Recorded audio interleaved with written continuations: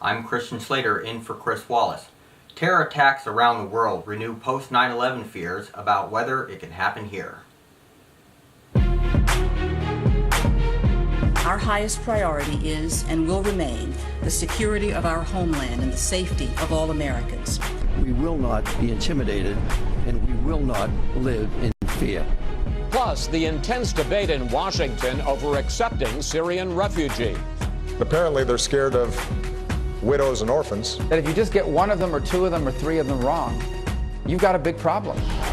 We'll talk with Republican presidential candidate Senator Marco Rubio about what he would do if he were commander-in-chief. Then, conservative radio talk show host Rush Limbaugh in a rare television interview. It's a Fox News Sunday exclusive. And we'll have the first Fox News national poll since the attack in Paris. Our Sunday group weighs in on how the new focus on national security will reshape the presidential race. And our Power Player of the Week. A new governor faces an unexpected battle with cancer. I thought about how am I going to tell my family, what's going to be facing me. All right now. Earlier this week, Chris Wallace sat down with Maryland Republican Governor Larry Hogan in a rare Sunday interview to discuss his battle with cancer and his recovery. Here's our special Power Player of the Week. Finally today, the inside story of Maryland Governor Larry Hogan's battle against cancer. Hogan sat down with us for his first national interview about his illness and his recovery. Here's a special Power Player of the Week. I kind of knew that being governor of Maryland as a Republican was going to be a tough job, but I was going to face all kinds of challenges, but I didn't realize cancer was going to be one of them. Larry Hogan had been governor just 5 months in June when he noticed a lump in his neck. He'll never forget the diagnosis from his doctors. We've got some bad news to tell you. You've got 50 or 60 tumors throughout your whole body, from your neck to your groin. You've got very advanced cancer that's spread all over. When they say that to you, 50, 60 tumors and advanced cancer, what did you think?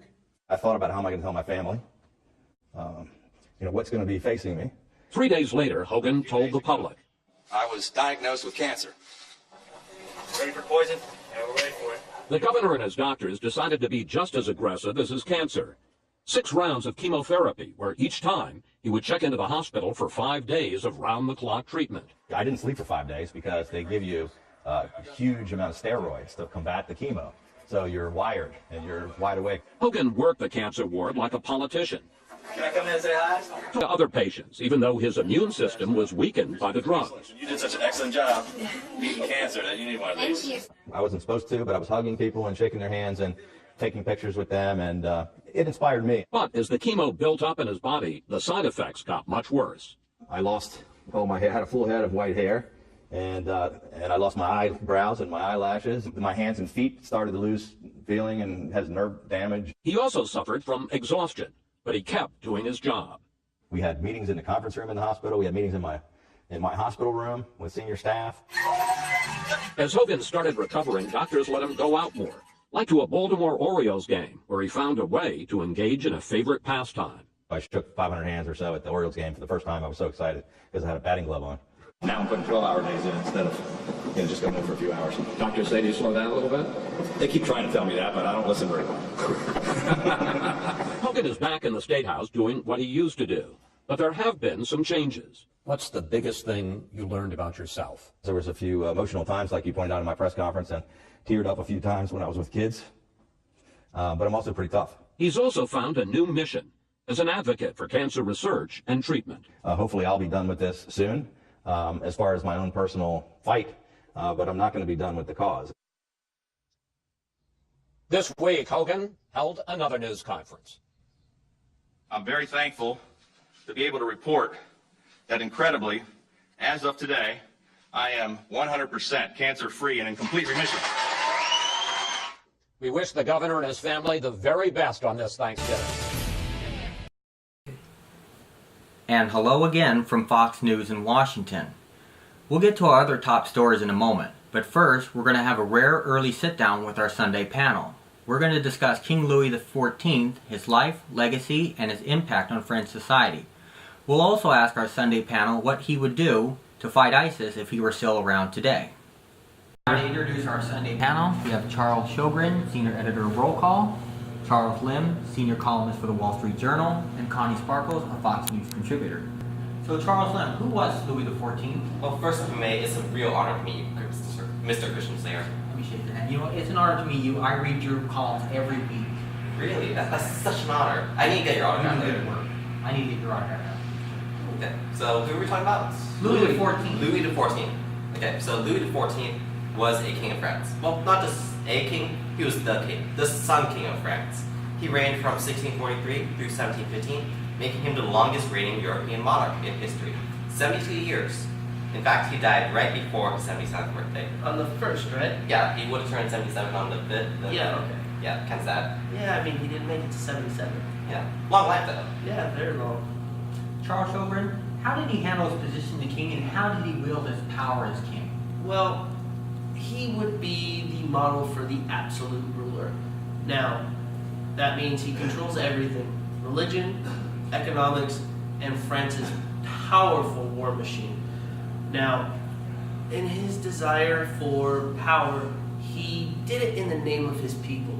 He thought he was sincerely doing what was best for them. Now,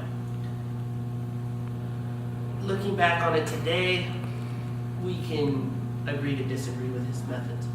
Now, to consolidate his power, he had to control the nobles. Now, the nobles in the past in France would cause civil war. Now, his method to combat them was, how about we all put them in a nice palace at Versailles, and they can wait hand and foot on me. And what this allowed him to do is to keep a very close eye on them. It prevented them from having any chance of doing organized resistance. Basically, under his watch, they couldn't plan, they couldn't raise armies, they couldn't do anything without him finding out about it. He had spies all over Versailles. Now, this centralized his power. He was the ruler. Without the nobles being able to plot against him, anything he said went and did happen. Now, this is what every monarch after him would strive to do. Ms. Sparkles, how did King Louis treat the enslaved population in France, and did he implement any policies towards them that affected their lives?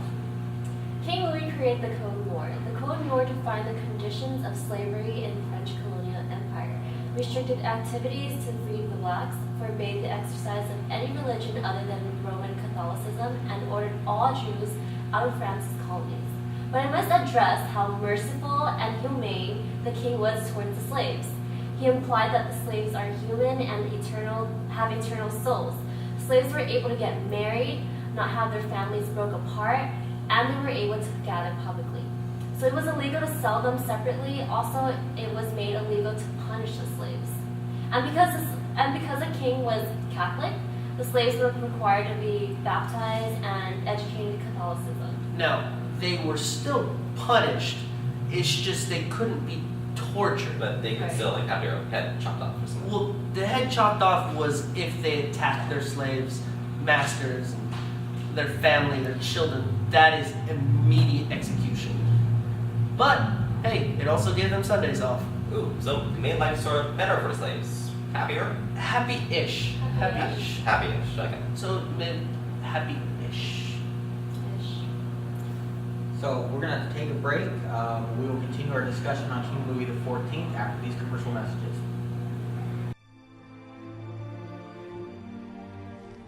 Kindest sir, 'tis rumored you fought in King Richard's crusade with my beloved son, Robbie. I fear you have returned home to desperate times, when dark forces plot against our absent king. I am anxious for word of my son. Were you present at his capture near Jerusalem? Do you know the name of the potentate who holds him? Does he still bear me ill will? A little news, please, sir. I would give all that I own for his release. They've taken my Gwen, my daughter. Who has taken her? Men on horses, in masks. You! Honestly, The king shall hear of this! join us. Never. Join us or die.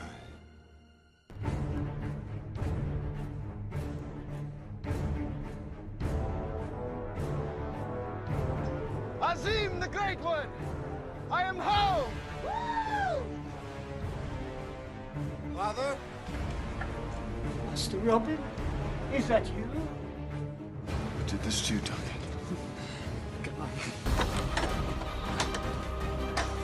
Your souls do not shed blood in the hands of God!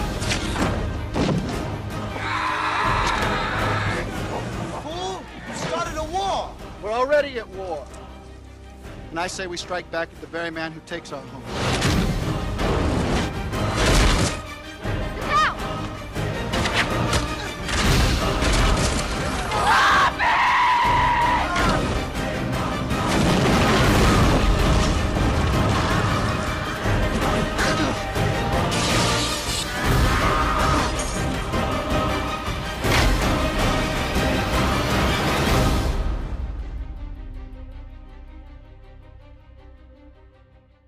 Go see me. You won't be disappointed. Hey, aren't you a Christian Slater? Why, yes I am. Are you a fan? I'm a huge fan. Really? Yeah, I've seen all of your movies, even Robin Hood. Even Robin Hood? Even Robin Hood. Cool. Can I get your autograph later? You can. Alright. Take it from him. Watching Sunday, and we're back here with our panel. Charles Lim, what did Louis do to... How did his administration respond to the 1661 famine? Oh, Mr. Slater, it's important to understand that France really wasn't ready for this famine. I mean, they've been having bad harvests all throughout the last couple centuries, actually, because of a mini ice age. And this was happening all throughout Europe, that they had to import food. And so his people felt severe anguish. And Louis XIV felt sincere anguish as well. So, in response to that, he took absolute control over the economy with Colbert to make things better for everyone. He imported grain to feed the peasants, which was a very humane move, and he did his best to ensure the general welfare of his people. Ultimately, he sort of failed. He didn't get enough food. People did still starve, but he at least appeared to care for his people and their well-being. Thank you. Charles Lim, what was Louis' military policy, and how did he implement military strategy? Well, Louis was very honest about war, and he was very straightforward about it. He believed Europe had a limited finite amount of resources, and that he wanted all those resources for France. Simply, conquer, more wealth. This thinking behind wars led to a lot of them, pretty much one every year. There was the War of Devolution against Spanish Holland, there was the wars against England, there was... The War of Spanish Succession. Ooh, that was a pretty nasty one. Yeah, there's lots of war. Louis loved war, but of course he was merciful every now and then, trying to minimize casualties when he could. But even on his deathbed, he was honest, and he said that he loved war a little too much. Thank you. Ms. Sparkles, why is Louis XIV known as the Sun King? Well, Christian, the king was nicknamed the Sun King for many reasons. During his childhood, he participated in ballet, where he participated a character representing the sun. Also, he was compared to Apollo, the Greek god of the sun. Fun fact, he was also the Roman god of sun. Wow. Thank you, Charles. Alright, well, they both loved to dance and perform. Others say that Louis was associated with the sun because of his brilliance, which he controlled his court at Versailles, which he built. Also, since he was deeply religious, he thought he had the divine right to rule from God. Let's talk about his miracle birth, where he was the only surviving child of the 5 other births his mother gave. Some regarded him as a divine gift, a miracle of God. During the reign, he took a lot of religious initiative and was basically the head of the church in France. All his portraits include halos and crosses. Charles Sjogren? Yes, sir. What was Louis XIV's attitude towards religion, and how did he apply his policies for the people of France? Well, one of his famous sayings is, one state, one religion. He felt that a unified Catholic state would prevent chaos, discord, and civil war. Now, in order to get this Catholic hegemony, he had to get rid of a few people. Now, the biggest dissenters to the Catholics were obviously the Protestants, which were called the Huguenots in France. Now, there was a small sect called the Joshinists that were his first step towards eliminating the Protestants. Now, what he did is he targeted the cities where the Joshinists worshiped. What he did is he closed their temples and expelled all the worshipers. Now, this was his first success against Protestants. Now, he dealt with another group, Catholic-ish group, called the Quietists. Now, they believed similar things to the Catholics. Their practice of worship was different, though. They didn't believe in all the ritual and ceremony of the Roman Catholic Church. Now, he sympathized with them. He thought they were just misguided. So with him and the Pope, what they did is they had Quietism labeled as erroneous doctrine. Now, it wasn't right, but it was close. So what he did in his benevolent nature as a Catholic king is he brought them back into the fold, reintegrated them into the Catholic Church. Once that was over and dealt with and everybody was mostly Catholic, he decided to move on to the biggest population, that is the Huguenots. Now, when he took power in 1643, there was over 2 million.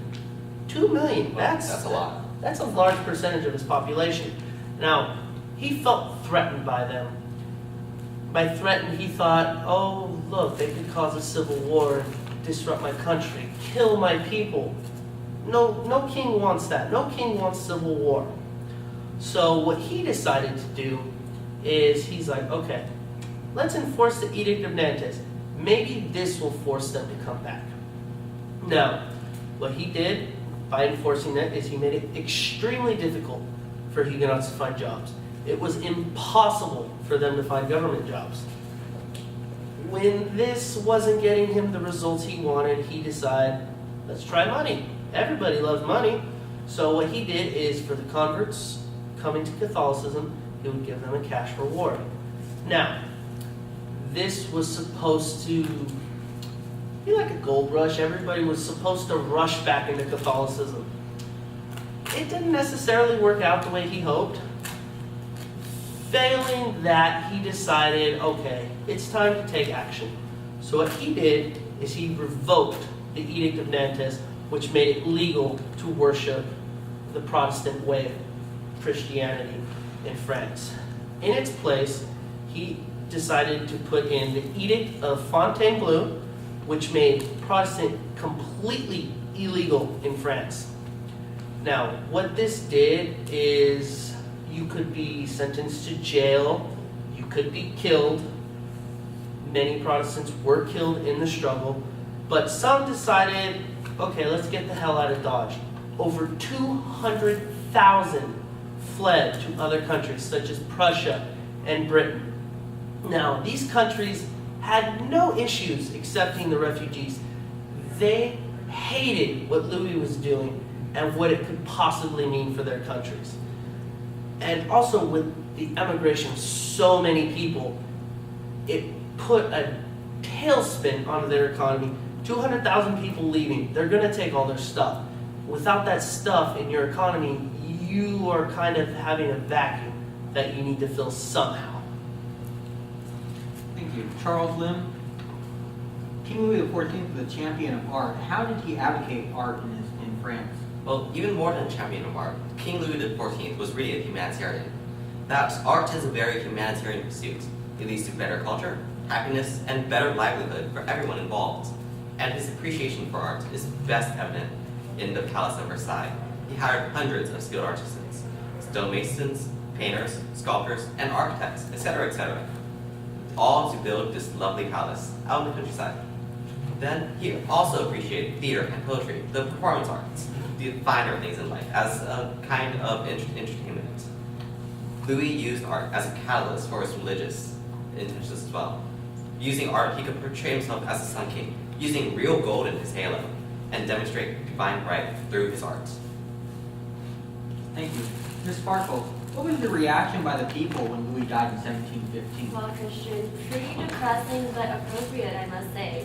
These people were very, very very happy. Now let me ask you this. Wouldn't you be happy if the guy who was ruining your country suddenly died? Yeah. I mean, Yeah. war. That's what he did. He taxed the crap out of everybody. That's true. With him dead, maybe better things are coming for France. That's true. But you have to look at it their way. He was this absolute ruler. He controlled everything. With him dead, maybe representation would come from the people, for the people. Right. But he died. It's never a good thing when somebody dies, but maybe it was time for change. And maybe Louis XV is the one who will bring this change for them. Well, we can't diss Louis XIV too much. I mean, he at least tried to be religious, humane, merciful, sincere, and honest, but he sort of failed in some regards. In fact, maybe he was trying a little bit too hard. He tried so hard he failed? I think so. And it led to France's ruin. Pretty much, yeah. Well, I'm glad he's dead. Amen to that. Thank you, panel, and we're going to have to leave it at that. Thank you for having us in your home every week, and we'll see you next Sunday.